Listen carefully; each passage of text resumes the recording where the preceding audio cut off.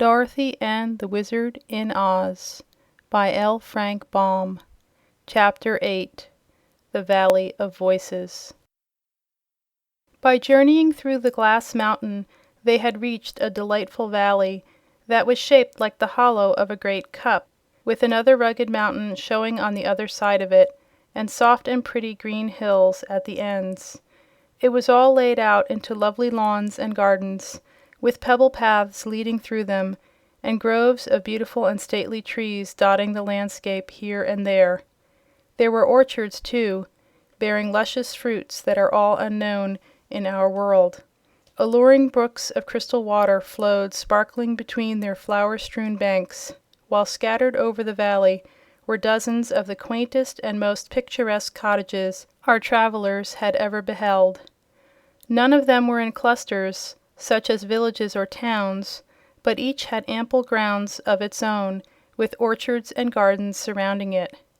As the new arrivals gazed upon this exquisite scene, they were enraptured by its beauties, and the fragrance that permeated the soft air, which they breathed so gratefully after the confined atmosphere of the tunnel. Several minutes were consumed in silent admiration before they noticed two very singular and unusual facts about this valley. One was that it was lighted from some unseen source, for no sun or moon was in the arched blue sky, although every object was flooded with a clear and perfect light. The second and even more singular fact was the absence of any inhabitant of this splendid place. From their elevated position they could overlook the entire valley, but not a single moving object could they see. All appeared mysteriously deserted. The mountain on this side was not glass, but made of a stone similar to granite.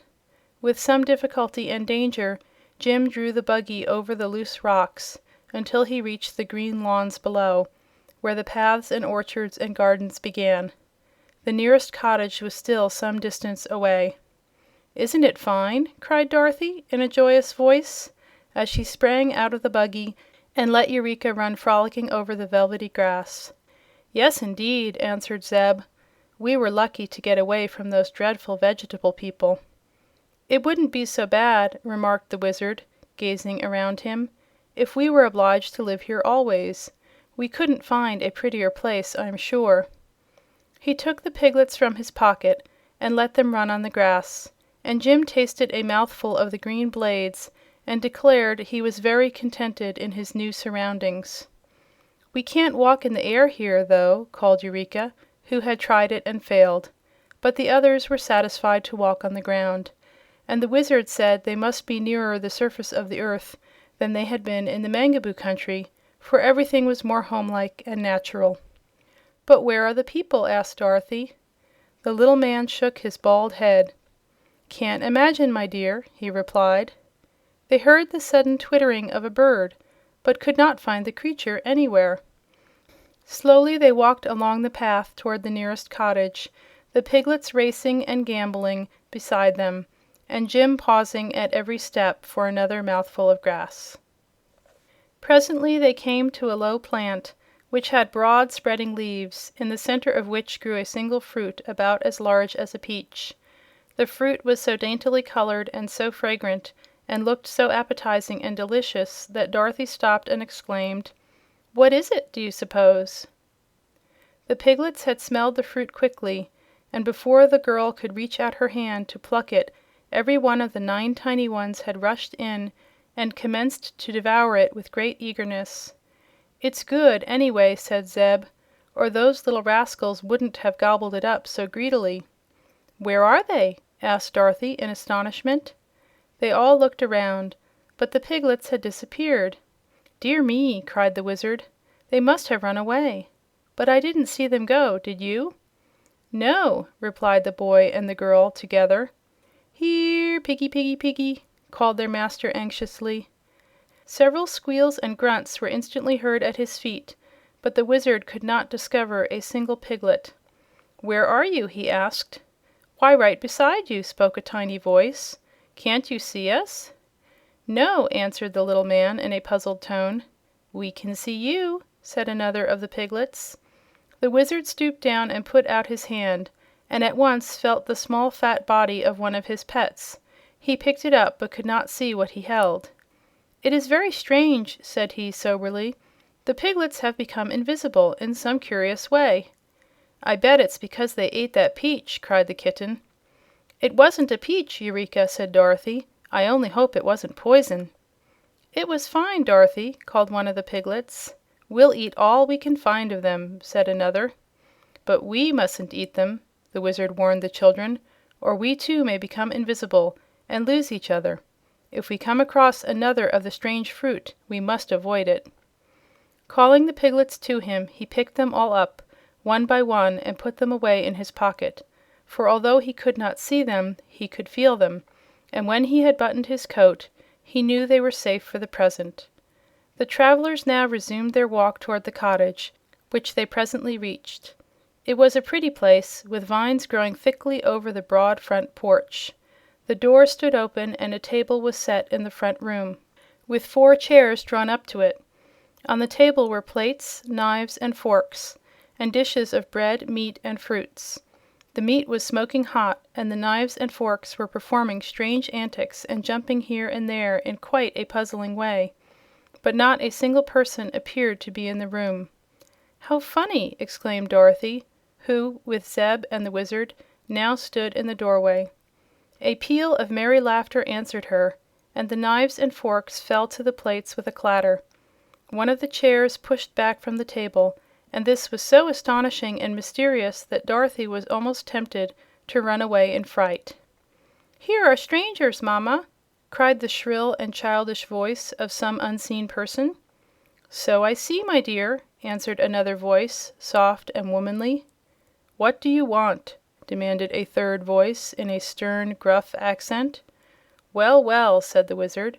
"Are there really people in this room?" "Of course," replied the man's voice. "And pardon me for the foolish question, but are you all invisible?" "Surely," the woman answered, repeating her low, rippling laughter. "Are you surprised that you are unable to see the people of Voe?" "Why, yes," stammered the Wizard. "All the people I have ever met before were very plain to see." "Where do you come from, then?" asked the woman in a curious tone. "We belong upon the face of the earth," explained the Wizard. "But recently, during an earthquake, we fell down a crack and landed in the country of the Mangaboos." "Dreadful creatures!" exclaimed the woman's voice. "I've heard of them." "They walled us up in a mountain," continued the Wizard, "but we found there was a tunnel through to this side, so we came here. It is a beautiful place. What do you call it?" "It is the Valley of Voe." "Thank you. We have seen no people since we arrived, so we came to this house to inquire our way." "Are you hungry?" asked the woman's voice. "I could eat something," said Dorothy. "So could I," added Zeb. "But we do not wish to intrude, I assure you," the Wizard hastened to say. "That's all right," returned the man's voice, more pleasantly than before.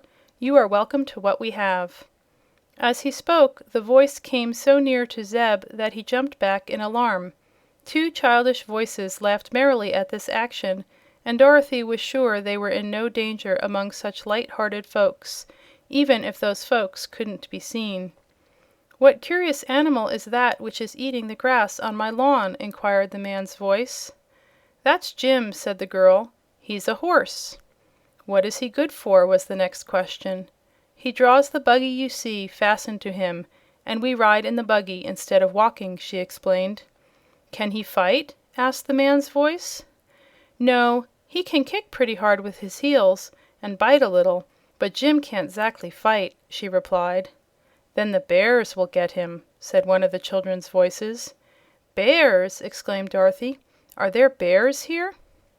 "That is the one evil of our country," answered the invisible man. "Many large and fierce bears roam in the Valley of Voe, and when they can catch any of us they eat us up. But as they cannot see us, we seldom get caught." "Are the bears invisible, too?" asked the girl. "Yes, for they eat of the dama fruit, as we all do, and that keeps them from being seen by any eye, whether human or animal." "Does the dama fruit grow on a low bush and look something like a peach?" asked the Wizard. "Yes," was the reply. "If it makes you invisible, why do you eat it?" Dorothy inquired. "For two reasons, my dear," the woman's voice answered. "The dama fruit is the most delicious thing that grows, and when it makes us invisible the bears cannot find us to eat us up. But now, good wanderers, your luncheon is on the table, so please sit down and eat as much as you like." Chapter 9.